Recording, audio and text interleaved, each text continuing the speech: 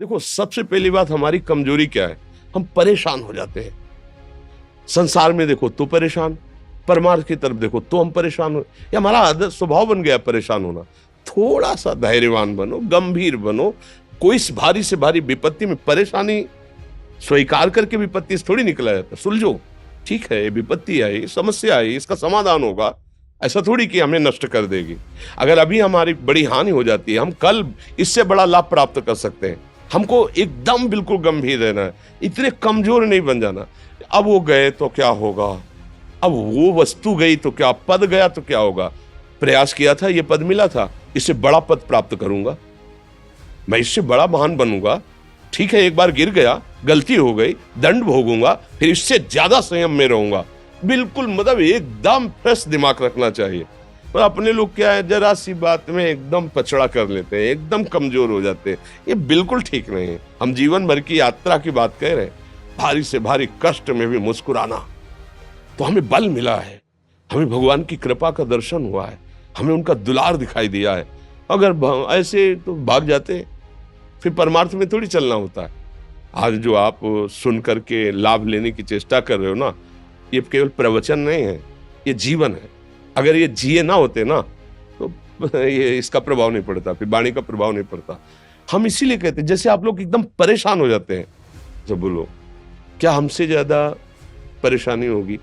दोनों किडनी खराब, दवाई लाने के लिए पैसे नहीं, पानी रखा है हम उठ के पी नहीं सकते, भीषण शरीर में कष्ट, भीषण बुखार, क्योंकि किडनी फेल, जरा में बुखार, खाने को क्या, रोटी मांग के लाओ। अगर वहां सब्जी मिलती है तो लाल मिर्च ऐसी पड़ के मिलती थी कि वो पा नहीं सकते थे। आप सोचो, पानी लाना है तो मुझे लाना है, पीना है तो मुझे पीना है।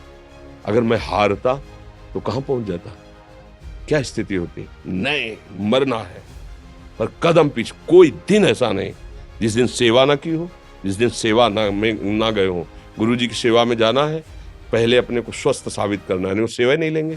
तुम बीमार हो, तुम कष्ट में हो, ऐसे उनकी दृष्टि परेशान थे, उनकी सेवा की, आके लेट गए।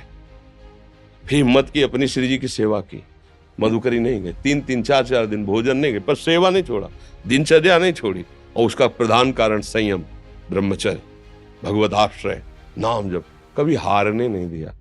अभी भी थोड़ी देर बाद डायलिसिस शुरू होगा, हारने, आपको हारे हुए नजर आ रहे हैं। शरीर में पीड़ा है, किडनी फेल है, ऐसा तो हम स्वस्थ बैठे हैं, पीड़ा है, बार बार प्यास लगती है, थोड़ा थोड़ा पानी मिलता है, लेकिन हम आनंदित हैं, हम प्रसन्न हैं। हम लड़ाई में हारे नहीं हैं, ना हारेंगे, हम जीत चुके हैं।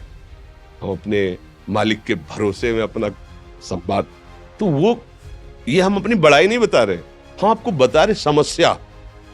सोचो, तुम्हारे पास तो माँ है, भाई है, बहन है, परिवार है, कोई ना कोई तो है ना। मेरा किसी ने कभी जीवन में ध्यान भी नहीं दिया। क्यों? बचपन से बाबा जी बन गए, किसी से प्यार नहीं, किसी से संबंध नहीं, कोई जानकारी नहीं, हम कहाँ हैं, वो कहाँ है, किसी से कोई मतलब नहीं। अच्छा, जवान साधु कौन श्रद्धा करे?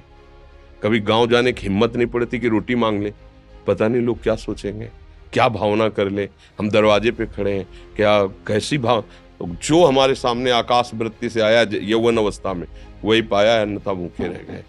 जब हम हर समय अपने को विवेक के द्वारा सावधान रखे, तो हम कभी निराश नहीं हुए, कभी उदास नहीं हुए, कभी ऐसा नहीं लगा कि यार हम दुखी, कभी नहीं लगा। उसी का फल है कि उस सुख का संकेत मिल गया जहां दुख की निशानी भी नहीं है। वही उसी के बच्चे हो, हम सब उसी धातु से बने हुए हैं। हम इतना क्यों परेशान हो जाते हैं? हम ये देखते हैं, अपने लोग थोड़ी बात बिगड़ गई परेशान, नहीं बिगड़ी तो बिगड़ जाने की संभावना में परेशान है। आज सुख है, लेकिन कल सुख छिन जाएगा तो हम आज के सुख में सुखी ना होकर कल के दुख की आने की संभावना में हम भयभीत हो। मतलब क्या हमारी सोच रह गई? हमको इतना बलवान बनना है कि सुख और दुख दोनों हमको छू न सके। भारी से भारी सुख की व्यवस्था है तो अहंकार नहीं, हर्षित होकर किसी का अपमान न करे कि हम धनी, हम पदाधिकारी, अमुक। भारी से भारी दुख आया तो हमें किसी के सहयोग की जरूरत नहीं, हम फिर अपने कदम बढ़ाएंगे, हम फिर जुड़ी हुई अपनी भावनाओं को सजाएंगे। मस्त जीवन, एकदम तुम अविनाशी के बच्चे हो। शेर का बच्चा भेड़ों के बीच में फंसकर म्यों म्यों बोल रहा है, बस अगर दहाड़ना सीख जाए तो कोई भी उसे परास्त नहीं कर सकता। ऐसे भगवद अंश, तू प्रपंच में फंसकर अपने को इतना दीन क्यों देख रहा है? तू ऐसा है कि भगवान के दिव्यास्त्र में भी ताकत नहीं तेरे को मार सके।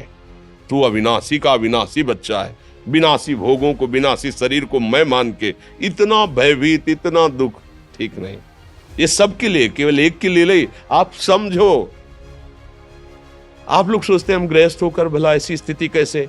जनक जी सुखदेव जी के गुरु हैं और राजा हैं, महल है, रानियां हैं, नौकर है, चाकर। क्या सुखदेव जी जिनके शरीर में लंगोटी भी नहीं है, दिगंबर, परमहंस के गुरु हैं जनक जी जो राजा हैं। समझो, आप ऐसा ना सोचे कि हम नौकरी कर रहे हैं, हम संसार में, हम गृहस्थ हैं, हम आध्यात्मिक की ऊंचाई पर नहीं चढ़ सकते। नहीं, आप एक सरकारी नौकरी या आप किसानी या व्यापार करते हुए आप एक अध्यात्म की ऊंचाई में चढ़ सकते हैं। और अध्यात्म ही है जो तुम्हें इस माया के दुख सुख से ऊपर उठा सकता है। दूसरा, चाहे जितनी संपत्ति आ जाए, आप सुखी नहीं हो सकते। सब देख लो, आंख खोल के देख लो। अध्यात्म ही है जो तुम्हें हर कष्ट सहकर मुस्कुराकर जीने का रास्ता बता देगा कि आप आनंदित हो जाओगे। कुछ नहीं बिगड़ा। अध्यात्म है तो कुछ नहीं बिगड़ा, अध्यात्म नहीं है तो कुछ नहीं बना, कुछ हाथ नहीं लगने वाला।